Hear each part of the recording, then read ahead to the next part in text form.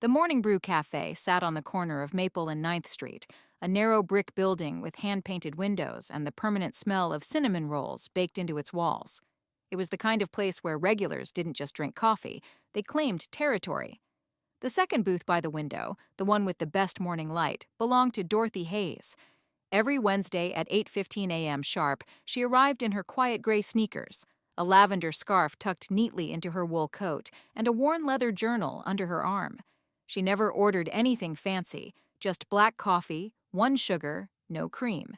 She'd sit quietly, sometimes writing in her journal, sometimes just watching the morning unfold through the glass. Dorothy was 67 years old, a retired special education teacher who had spent 42 years helping children that others had written off. Her students remembered her decades later, the woman who never raised her voice but somehow made you believe you could read, could learn, could matter. She was a widow, a grandmother of 3, and the kind of woman who still handwrote thank you notes and brought homemade cookies to church potlucks. If you asked anyone in Westfield about Dorothy Hayes, they'd say she was kind, sweet, the type who wouldn't hurt a fly. That Wednesday morning started like any other. Dorothy entered the cafe at exactly 8:15, nodded politely to Sarah behind the counter, and moved toward her usual booth. The morning rush was light, a few college students with laptops, an elderly couple sharing a muffin, and in the corner booth, a man Dorothy had never seen before. He wore an expensive charcoal suit despite the casual atmosphere, his dark hair styled with precision, and a tattoo visible just above his collar, the kind that told stories if you knew how to read them. He sat alone with an espresso and the Wall Street Journal, but his eyes tracked everything in the room with the practiced awareness of someone who had survived by noticing details others missed. His name was Dominic Salvatore, though most people in certain circles knew him simply as Dom. At 41, he owned 3 legitimate restaurants in Westfield, 2 in neighboring cities, and a construction company that did very well. Perhaps too well, if anyone bothered to look closely at the contracts. He had connections that made prosecutors nervous, and a reputation that made problems disappear.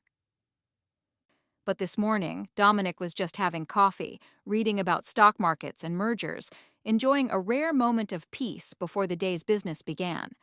Dorothy settled into her booth, pulled out her journal, and waited for Sarah to bring her usual order. She was writing something, a letter to her oldest grandson about college applications, when the door opened again. Officer Blake Morrison walked in like he owned the place, which, in his mind, he essentially did. At 34, Morrison had been with the Westfield Police Department for 6 years. He was tall, broad-shouldered, with the kind of swagger that came from a badge and a gun, and the certainty that he could do whatever he wanted without consequence. His uniform was always crisp, his boots always polished, and his smile always held an edge that made people uncomfortable. He liked order, liked things done his way, and he especially liked when people remembered their place. His eyes swept the cafe and landed on Dorothy's booth, his usual spot. The second booth by the window, where he sat every Wednesday during his morning patrol, where he could see the street and be seen by everyone who mattered. Except today, it wasn't empty. Morrison walked directly to Dorothy's table, standing over her with that tight smile that wasn't really a smile at all. "You mind moving, ma'am?" Dorothy looked up from her journal, confusion flickering across her face. "I'm sorry?" "This is my booth. I sit here every Wednesday." His voice was loud enough that conversations nearby faltered. "Time to find another seat." "Officer, I've been sitting here every Wednesday for 3 years." Dorothy's voice was quiet, polite, but firm. "There are several other booths available." Morrison's jaw tightened. He glanced around the cafe, at Sarah frozen behind the counter, at the college students pretending not to watch, at the elderly couple who had stopped eating their muffin mid-bite.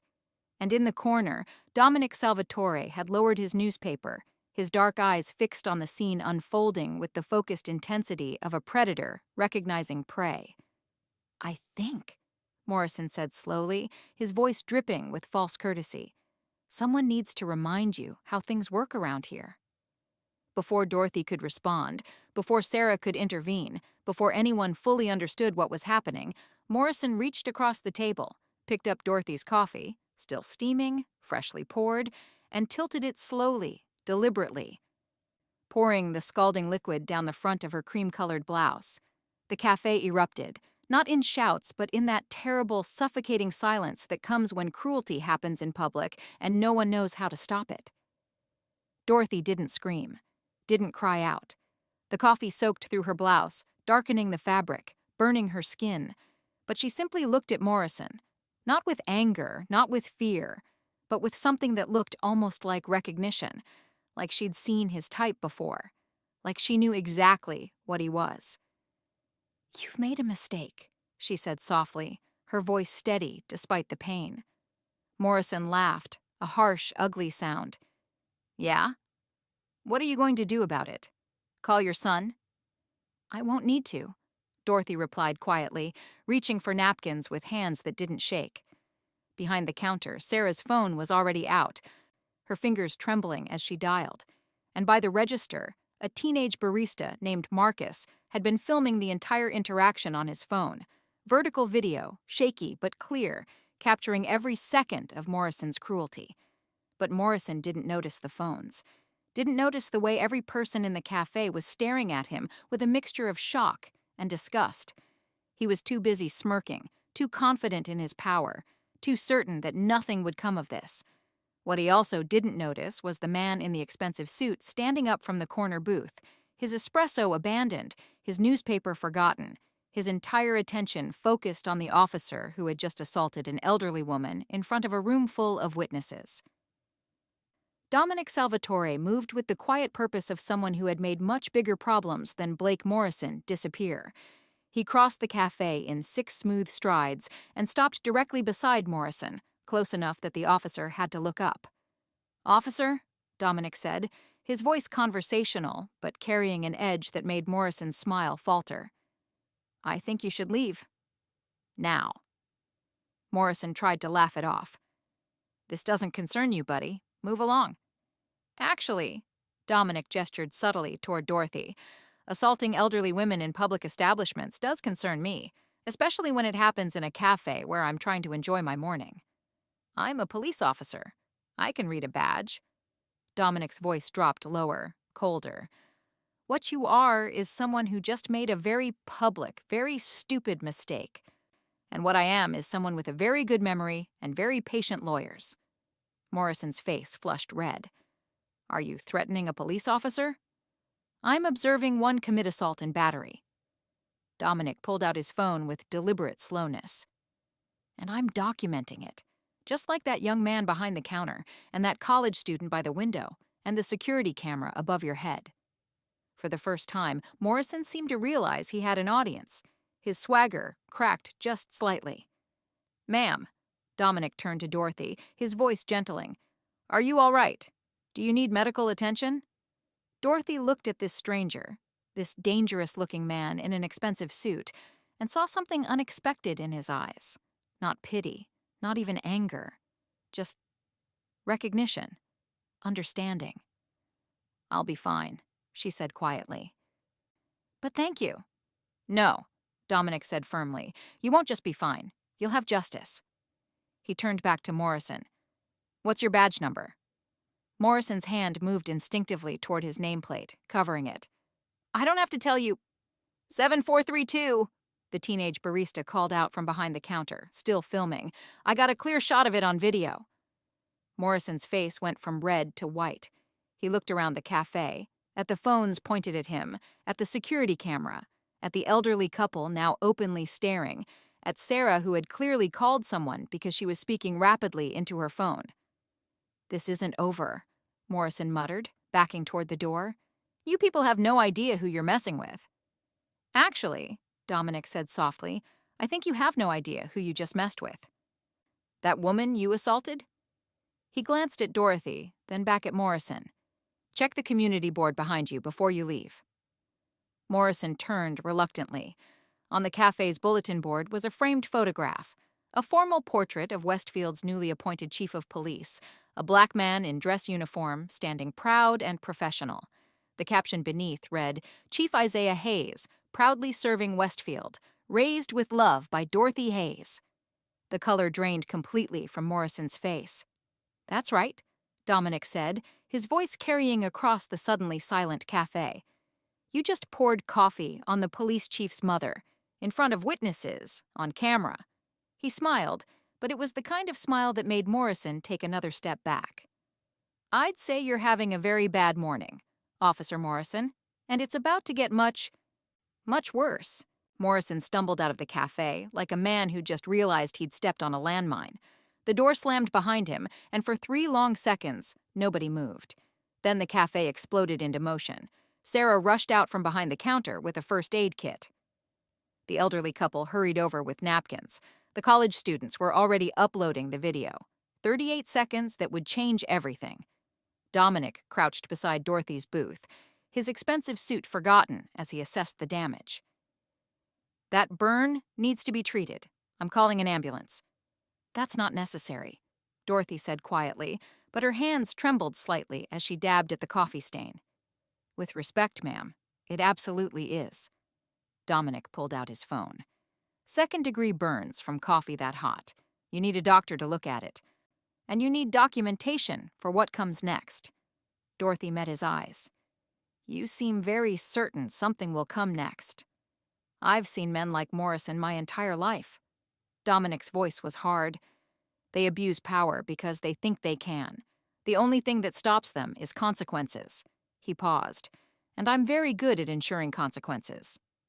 Within minutes, the video had been posted to Facebook, Twitter, Instagram. The teenage barista's shaky footage captured everything: Morrison's smirk, Dorothy's dignity, the deliberate cruelty of pouring scalding coffee on an elderly woman. By 9:15 a.m., it had 50,000 views. By 9:43 a.m., it was trending locally. By 10:12 a.m., it had gone national. And Coffee Cop wasn't just a hashtag, it became a rallying cry. Chief Isaiah Hayes was in a budget meeting when his assistant burst through the door, phone shaking in her hand. "Sir, you need to see this, right now." Isaiah watched the video once. His face, normally composed and professional, went completely still.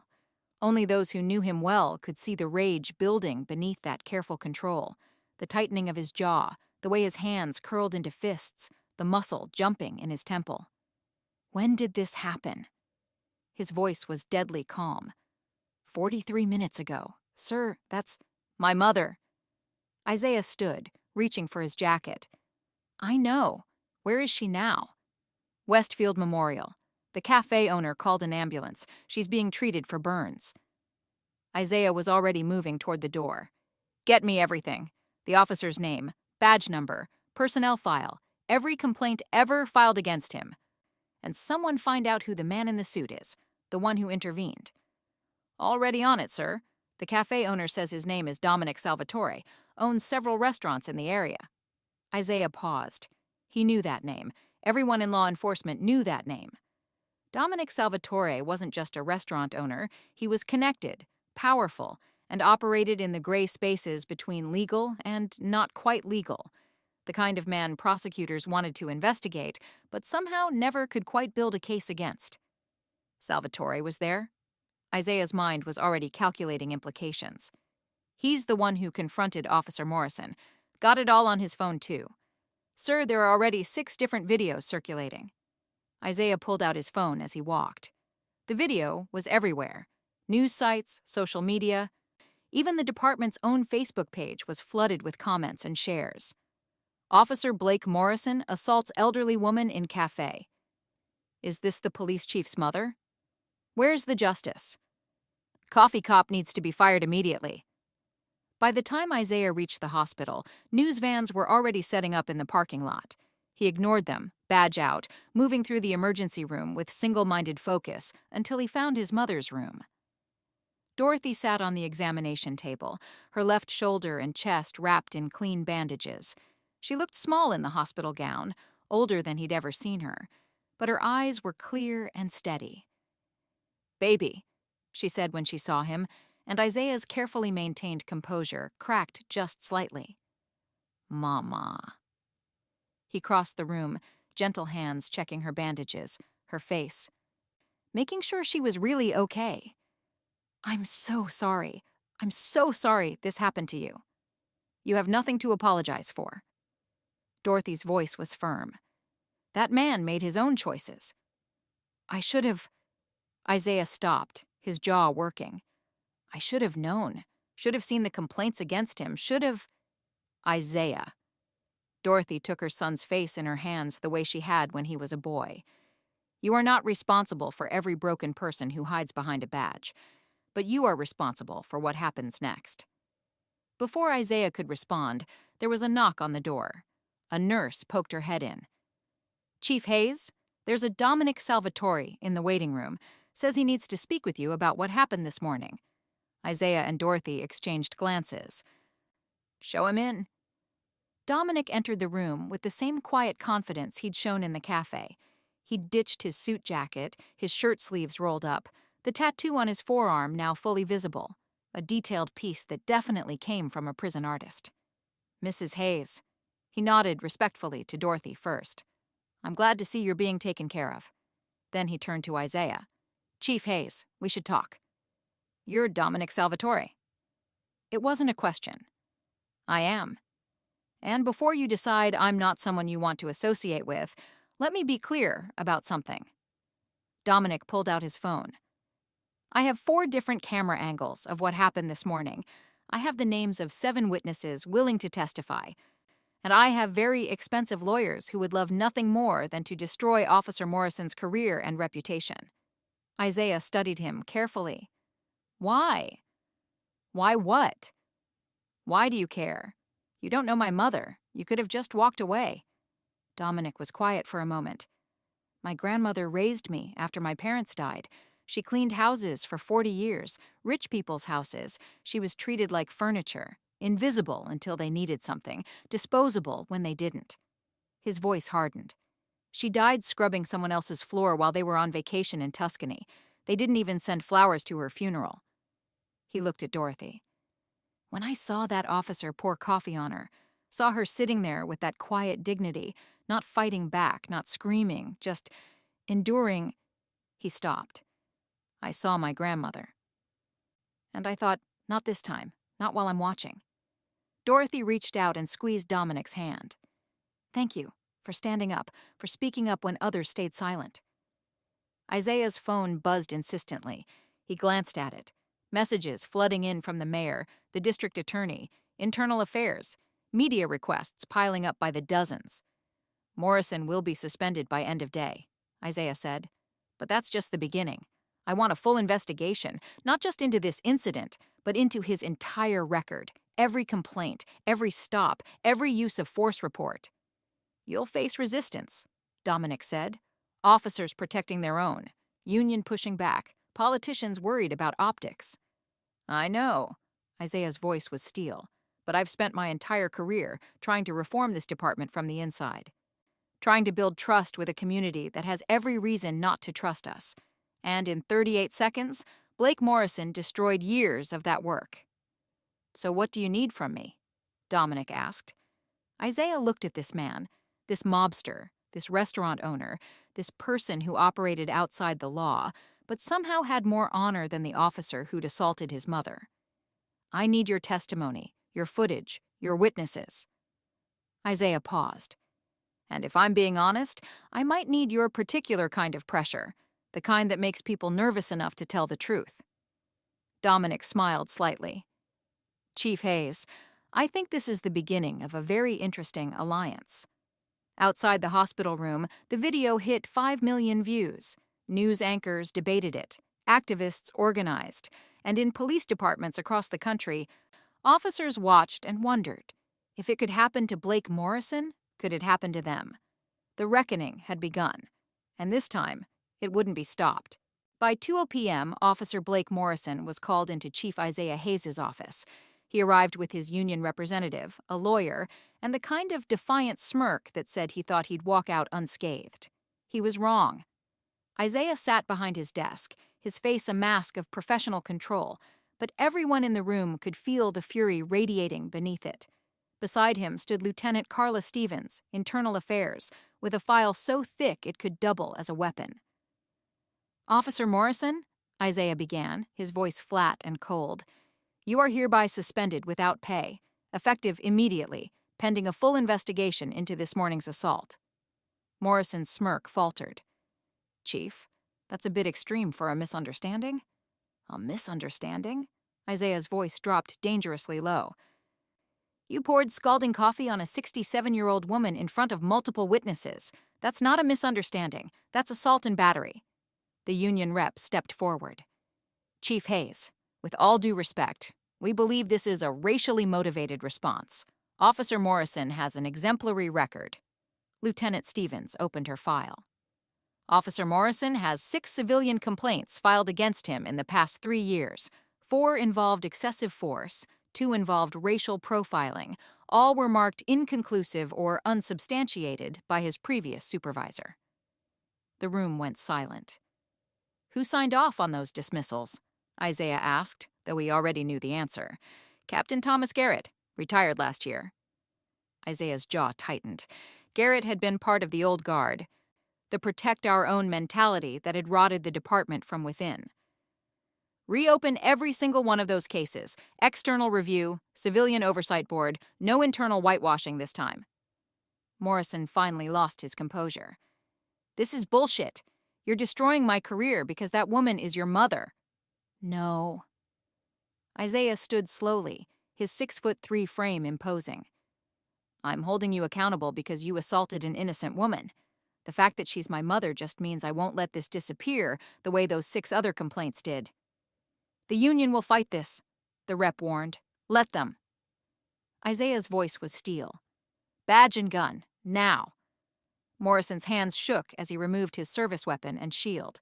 As he left, he muttered under his breath, You'll regret this. Isaiah heard him. The only thing I regret is not catching you sooner. Outside the police station, the atmosphere had shifted dramatically. By 3:30 p.m., over 200 people had gathered.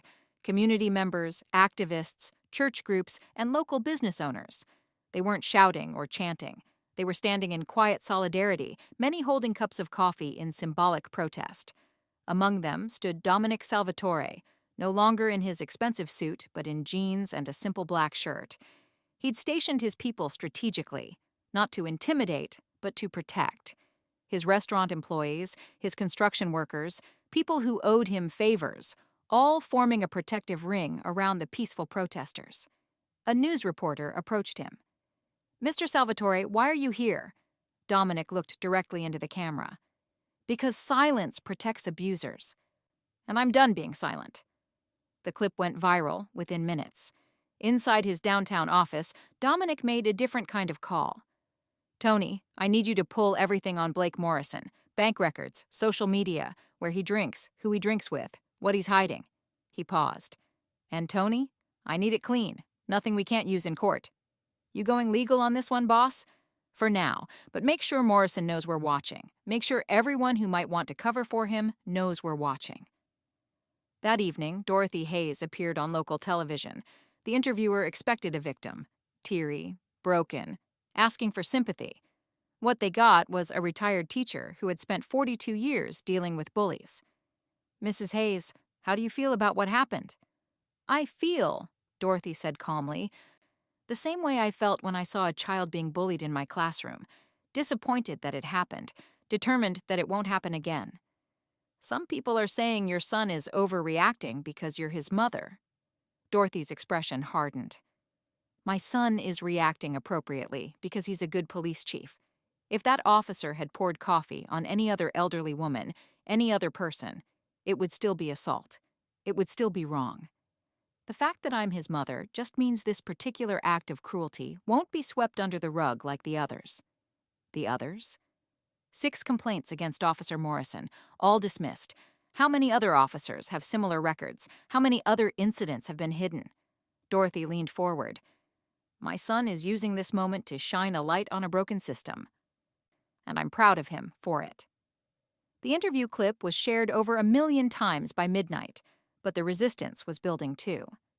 That night, the Westfield Police Union issued a statement calling Isaiah's actions politically motivated and a betrayal of the men and women who serve. 3 officers submitted early retirement papers. 5 more called in sick. and at 11:47 p.m., someone spray-painted "Traitor" across Isaiah's personal car in the police parking lot. Isaiah stood in the lot, looking at the vandalism, when Dominic appeared beside him. The mobster held out a bottle of water and a rag. "They're scared," Dominic said simply. "Scared people do desperate things." "I know." Isaiah took the rag, began cleaning the paint. "But I'm not backing down." "Good, because neither am I." Dominic pulled out his phone. "I've got 3 officers willing to talk. Off the record for now. They've seen Morrison do things that never made it into reports. They're ready to come forward if they have protection." "What kind of protection?" Dominic smiled slightly. "The kind that makes sure they don't lose their jobs, their pensions, or their lives. The kind that comes from having very motivated lawyers and very persuasive friends." Isaiah looked at this man, this criminal, this unlikely ally. "You know this association is going to damage both our reputations." "Chief Hayes, my reputation was damaged the day I was born into my family. Yours might take a hit now, but history will remember you as the man who cleaned house." Dominic's voice hardened. "And anyone who tries to stop us will find out why my family has survived for 3 generations." "No violence," Isaiah said firmly. "No violence," Dominic agreed. "Just pressure. The legal kind. Mostly." As they stood in the parking lot, 2 men from different worlds united by a simple belief that power without accountability was tyranny, and tyranny needed to be stopped. The city of Westfield held its breath, because everyone knew this was just the beginning. The real battle was still to come. The 3 officers arrived separately, at different times, through different entrances. They'd been told to come to Dominic's restaurant. Neutral ground, no cameras, no official record, just conversation. Officer Maria Gonzalez came first. 28, 5 years on the force, the kind of cop who still believed the badge meant something. She sat across from Isaiah and Dominic in the private dining room, hands wrapped around a coffee cup she wasn't drinking. "Morrison bragged about it," she said quietly. "After stops where he'd rough someone up, he'd come back to the station laughing, called them attitude adjustments. Said some people needed to be reminded of their place." Isaiah's jaw tightened. "Did you report it?" "Twice, both times. Captain Garrett told me I was being oversensitive and that I needed to toughen up if I wanted to survive in this job." Maria's voice cracked slightly. "I stopped reporting after the second time because my evaluation suddenly had marks about not being a team player." Dominic leaned forward. "What else did Garrett cover up?" "Everything. Use of force complaints, racial profiling accusations, evidence handling issues. If it made the department look bad, Garrett made it disappear." She pulled out a flash drive.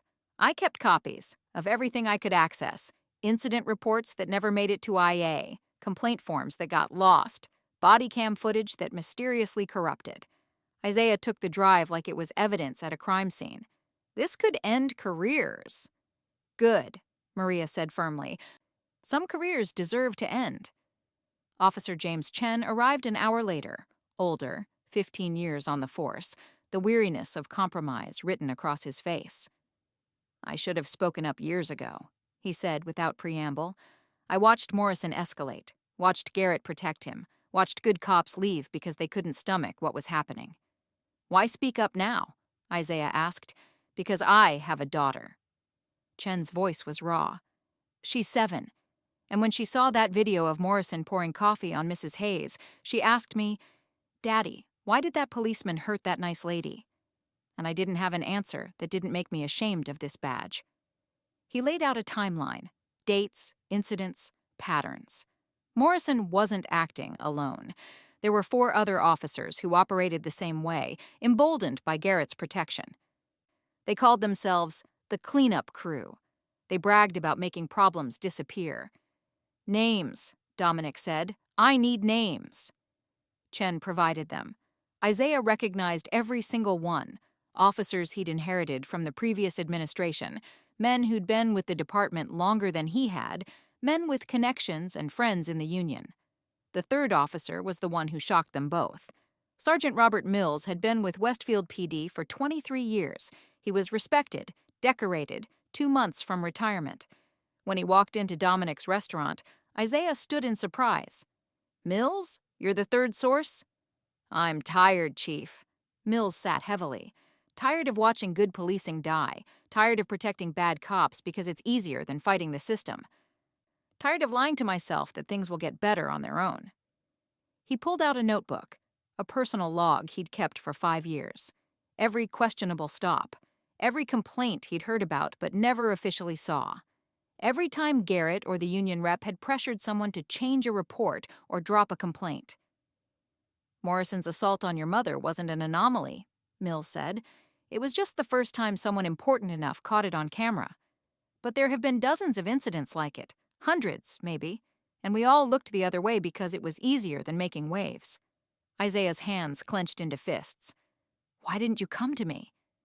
Because you're new, Chief. Barely 2 years in this position. And these guys... Mills gestured at the notebook. They've been running this department for decades. I didn't know if you'd fight them or join them. But after watching you suspend Morrison, after seeing you stand up to the union... He paused. Now I know. Dominic had been silent, but now he spoke. The question is, what are we going to do with all this? Isaiah looked at the flash drive, the timeline, the notebook. We're going to burn it down, the entire corrupt structure, and then we're going to rebuild it right. But that night, the stakes escalated. Isaiah arrived home at 11:30 p.m. to find his front door ajar. Every instinct screamed danger. He drew his service weapon, called for backup, cleared the house room by room. Nothing was stolen. Nothing was broken. But on his kitchen table was a single photograph, his daughter walking to school that morning, circled in red marker. And beneath it, 3 words. Back off. Last warning. Isaiah's hands shook as he held the photo. His daughter. They'd threatened his daughter. His phone rang. Dominic. My restaurant was firebombed 20 minutes ago, the mobster said, his voice deadly calm. No one was hurt. We have sprinklers. Fire department responded fast. But the message is clear. They threatened my daughter, Isaiah said, his voice hollow. Silence on the line. Then, where is she now? With my ex-wife, 2 counties away, safe. She needs to stay safe, and you need protection. Dominic's voice hardened. This just became war, Chief, and war is something I actually know how to fight. No violence. I said no violence. I didn't say no consequences. Dominic's tone was ice. These people just made the biggest mistake of their lives. They think threatening families will make us back down. But all they've done is show us exactly who they are, and now everyone else will see it too. What are you planning? Tomorrow morning, every news outlet in this state is going to receive copies of what those 3 officers gave us. Every incident, every cover-up, every dirty secret. And I'm offering a $1 million reward for information leading to whoever made those threats. $1 million? I'm a businessman, Chief. I know how to make investments, and exposing corruption, that's an investment in my community. Dominic paused. Besides, I'm not doing this just for you anymore. They bombed my restaurant. My employees could have been hurt. That makes this personal. Isaiah looked again at the photo of his daughter, his baby girl, circled like a target. When does this end? When they're all gone, Dominic said simply. Every corrupt cop, every union rep who covered for them, every politician who looked the other way. When the whole rotten structure collapses and we build something clean in its place. That could take years. Then we have years. Dominic's voice softened slightly. Your mother stood up to a bully with a badge. Your daughter will grow up in a city that's better because you refuse to back down. That's worth fighting for, Chief. That's worth everything. At 6:00 a.m. the next morning, every major news outlet received an encrypted email. The subject line was simple. The truth about Westfield PD. Inside were hundreds of documents, videos, testimonies. The 3 officers had given their statements on camera. Maria, Chen, and Mills, faces shown, names spoken, badges visible, detailing years of corruption, cover-ups, and abuse. By 7 a.m., it was national news. By 8 a.m., the FBI had opened an investigation. By 9 a.m., the mayor was calling emergency meetings. And by 10 a.m., Blake Morrison wasn't just suspended. He was under arrest, along with 4 other officers and retired Captain Garrett, charged with conspiracy, civil rights violations, and assault. The cleanup crew had been swept clean. But the war wasn't over. It was just entering a new phase. And this time, the whole country was watching. 3 months later, the federal courthouse in downtown Westfield was packed. Media crews lined the steps. Protesters held signs, "Justice for Dorothy," "Accountability now," "Blue lives matter when they're good lives." Inside, Blake Morrison sat at the defendant's table, his uniform replaced by an ill-fitting suit, his swagger gone, replaced by the hollow-eyed look of a man who'd finally realized consequences were real. Dorothy Hayes sat in the front row, her burns healed but the memory permanent. Beside her sat Isaiah in his dress uniform, and next to him, Dominic Salvatore in an expensive suit, his presence a reminder that justice sometimes needed unconventional allies. The prosecution presented the cafe video first, 38 seconds that made the jury wince. Then came the whistleblower testimonies, Maria, Chen, and Mills. All 3 in uniform, voices steady as they detailed years of abuse and cover-ups. Morrison's lawyer tried to paint him as a scapegoat, a good cop caught in a bad moment. But then the prosecution played the other videos, traffic stops where Morrison had been unnecessarily aggressive, body cam footage he'd thought was deleted, witness after witness describing a pattern of cruelty. The jury deliberated for 4 hours. Guilty on all counts. Morrison's face went white. In the gallery, Dorothy closed her eyes briefly, not in triumph, but in something that looked like relief, that truth had finally been heard. Outside, Isaiah addressed the media. "This conviction doesn't erase what happened, but it proves that no one is above accountability. Not in my department, not in this city." A reporter called out, "Chief Hayes, some critics say you only pursued this because the victim was your mother." "Those critics are right," Isaiah said calmly. "I pursued this because she's my mother, but I'm also pursuing the other 47 cases we've reopened, the ones where the victims weren't related to anyone with power, the ones that were buried and forgotten, because every single person deserves the justice my mother received." Dominic stood slightly behind Isaiah, arms crossed, watching. When another reporter tried to ask about his involvement, he simply said, "I'm a business owner who witnessed a crime and cooperated with law enforcement. That's what good citizens do." But everyone knew it was more than that. The $1 million reward had generated tips that led to 3 more corrupt officers. His lawyers had provided pro bono representation to victims who couldn't afford their own. His restaurants had become community spaces for organizing and healing. That evening, Dorothy hosted a small gathering at her home, a thank-you dinner for the people who had stood up. Maria, Chen, and Mills were there, no longer outcasts but heroes. Sarah from the cafe came, along with the teenage barista who'd filmed everything. And Dominic, who sat quietly at the table, looking slightly uncomfortable with the genuine affection these people showed him. "I'm not a good man," he said when Dorothy insisted on toasting him. "I've done things that would horrify you, but my grandmother taught me that when you see wrong, you don't look away, even if fighting it costs you something." "Your grandmother would be proud," Dorothy said softly. "Maybe." Dominic's voice was rough. "Or maybe she'd say, 'I'm just trying to balance accounts I can never really settle.' Either way, I'm glad I was there that morning." Isaiah raised his glass. "To unlikely allies, to people who stand up when it's easier to stay silent, and to my mother, who taught me that dignity isn't something anyone can take from you. It's something you carry yourself." They drank to that. Over the following months, Westfield PD transformed. Isaiah implemented civilian oversight boards, mandatory bias training, and a zero-tolerance policy for complaint cover-ups. 23 officers resigned or retired rather than adapt. 47 new officers were hired, with a focus on community policing and de-escalation. The Morning Brew Café installed a plaque by Dorothy's usual booth.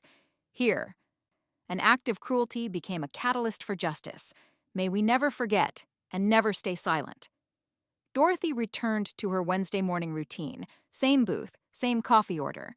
But now, officers stopped by to say hello, Not with authority, but with respect. Community members thanked her. Children asked for her autograph. She remained quiet, gracious, unchanged by the attention. Because Dorothy Hayes had never needed validation from others, she'd always known her worth. One Wednesday morning, 6 months after the assault, Isaiah and Dominic both happened to stop by the cafe at the same time. They found Dorothy in her booth, writing in her journal. "Sit," she commanded, and both men, police chief and mobster, obeyed immediately. She looked at them over her reading glasses. "You two have done good work. Changed things that needed changing. But don't stop now. This city still has healing to do." "Yes, ma'am," they said in unison, then glanced at each other and smiled. "Good." Dorothy returned to her journal. Now leave an old woman to her coffee in peace. As they left together, Isaiah said quietly, "You know, my mother likes you." "Terrifies me," Dominic admitted. "She's scarier than any mobster I've ever met." "That's because she has something most mobsters don't." "What's that?" "Unshakable moral authority." Isaiah clapped him on the shoulder. "Welcome to the family, Dominic. You're stuck with us now." Dominic laughed, and for once it was genuine. "I've had worse families." They walked out into the morning sunshine, two men from different worlds, forever connected by 38 seconds of video and the determination to ensure those seconds meant something. Behind them, Dorothy smiled into her coffee. Her burns had healed. Her city was healing. And justice, delayed, hard-fought, imperfect justice, had finally arrived. The Morning Brew Café looked exactly the same on the outside. Same brick facade, same hand-painted windows, same cinnamon scent drifting onto the sidewalk. But everything inside had changed. It was Wednesday, 8:15 a.m., and Dorothy Hayes walked through the door to find her usual booth occupied. Not by an aggressive officer, but by a young black girl in a police academy cadet uniform, studying from a textbook. The girl looked up, eyes widening. "Oh my God, you're Dorothy Hayes. I'm so sorry. I know this is your booth. I'll move." "Stay." Dorothy smiled, sliding into the opposite side. "What are you studying?" "Constitutional law. Use of force protocols." The cadet hesitated. "I'm training to be the kind of officer Chief Hayes is trying to build, the kind who protects everyone." "What's your name?" "Jasmine Carter." "I'm the girl who filmed the original incident, the one at the traffic stop that Officer Chen testified about." Jasmine's voice softened. "Watching what happened to you, watching Chief Hayes and Mr. Salvatore fight for justice, it made me realize I could be part of the solution instead of just another victim of the problem." Dorothy reached across and squeezed her hand. "You already were part of the solution, sweetheart. You gave the truth a witness. Now you'll give it a badge." Sarah brought over 2 coffees without being asked. On the house, as always. The cafe had become something of a pilgrimage site. People came from across the country to sit in Dorothy's booth, to see where it had happened, to remember that change was possible. Local schools brought students on field trips to learn about civil rights and accountability. The cafe's walls now featured photos documenting the journey, the assault, the protests, the trial, the transformation. At 9 a.m., Isaiah stopped by in his dress uniform. He was heading to the police academy to speak at graduation, something he did every quarter now, reminding new officers that the badge was a responsibility, not a weapon. "Morning, Mama." He kissed Dorothy's cheek, nodded to Jasmine. "Cadet Carter, ready for your final exams?" "Yes, sir. Terrified, but ready." "Good. Fear keeps you honest." Isaiah sat down, and moments later, Dominic walked in, coffee in hand, looking far more relaxed than he had a year ago. "The Hayes family table," Dominic said with a slight smile. "Mind if I join?" "Please," Dorothy said. "I was just telling Jasmine here how unlikely allies can create the most powerful change." Over the past year, Dominic had become a fixture in Westfield's transformation. His restaurants employed dozens of people who'd struggled to find work after standing up against corruption. He'd funded a legal aid clinic specifically for civil rights cases. And he'd somehow, impossibly, become friends with the police chief, a relationship that confused prosecutors and made both men's lives more complicated but also more meaningful. "How's the new oversight board working?" Dominic asked Isaiah. 12 complaints processed this month. 8 resolved with retraining. 3 resulted in suspensions. 1 in termination. Isaiah's voice was matter-of-fact. "The system's not perfect, but it's working. Officers know they're being watched. Citizens know they'll be heard. And morale? Better than it's been in years. Turns out good cops like working in departments where bad cops get fired." Isaiah smiled slightly. Who knew? Dorothy looked at these 3 young people, a cadet, a chief, a mobster, all transformed by 38 seconds of video and the choice to fight instead of accept. "You know what I'm proudest of?" she said. "Not the conviction, not the reforms, but this." She gestured around the cafe. People coming together, talking, learning, believing change is possible. "You started all of this," Jasmine said quietly. "No, sweetheart, I was just the catalyst. You all did the work." Dorothy stood, gathering her things. "Now, if you'll excuse me, I have a literacy tutoring session at the community center. Some things don't change. I'm still teaching."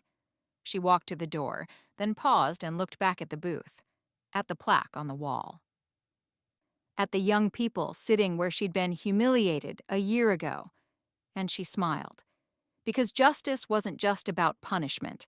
It was about transformation, about taking moments of cruelty and turning them into movements for change, about refusing to let violence have the last word. Isaiah walked his mother to her car. "You know you're a hero, right?" "I'm not a hero, baby. I'm just a woman who refused to accept that cruelty was normal." She cupped his face. "You're the hero.